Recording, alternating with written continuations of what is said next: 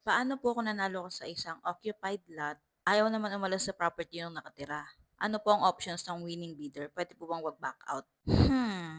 Well, depende kung anong stage ka na nung process. Kapag natanggap mo na yung notice of award, meaning nagpunta ka na kay Pag-ibig, tapos kinonfirm mo na itutuloy mo yung bahay, ganyan. And then saka mo palang nalaman na ayaw umalis nung occupant, hindi ka na pwedeng mag-back out.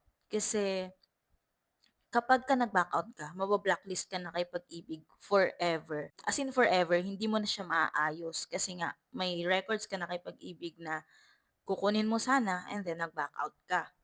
Pero kapag nandun ka pa lang sa stage na naka-receive ka ng email, text, or verification na ikaw yung nanalo, and then pupuntahan mo na lang ulit yung property para i-check kung gusto mo na siyang ituloy, hindi ka pa natanggap ng notice of award, hindi ka pa napunta kay Pag-ibig confirming na itutuloy mo yung property, pwede ka pang mag-back out.